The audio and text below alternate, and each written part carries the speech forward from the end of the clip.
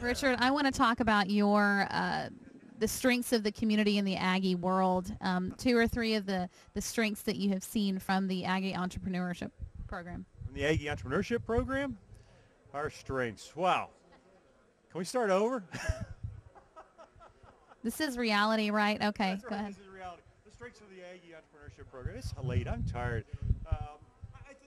So I think, in all seriousness, an Aggie education in general is usually a very practical education. So we bring a lot of entrepreneurs into the program. We expose them to events like this. We have our professors. Many of our professors have owned their own businesses. So I think the number one strength is it's practical, hands-on, been there, done that, got the T-shirt thing.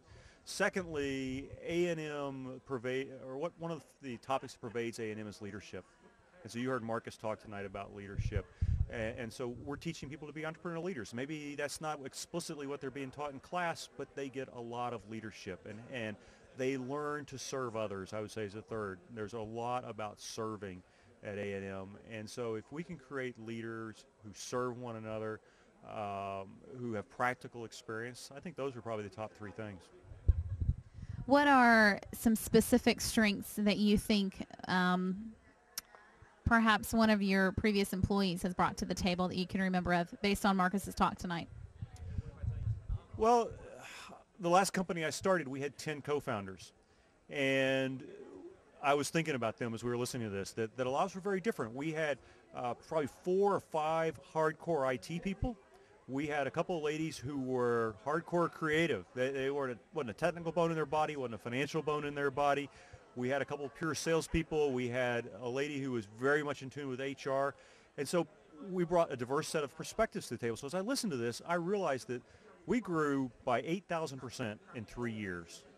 We were the fastest growing company on the Houston 100. I don't say that to brag, but that was our results. And I think our results was because we had strengths that complemented one another. So we had people who truly understood the customer. We had people who looked at problems from different angles and who knew my strength is articulating what the customer's problem is. My strength is in designing the solution, but somebody else's strength was in actually implementing it. Feet on the ground, go make it happen. Don't just wave your hands and talk about it. And so we had people who could play all those roles, and I knew what my role was, you knew what your role was. And we played off each other pretty well. So what invigorates you? What invigorates me? Putting events like this together.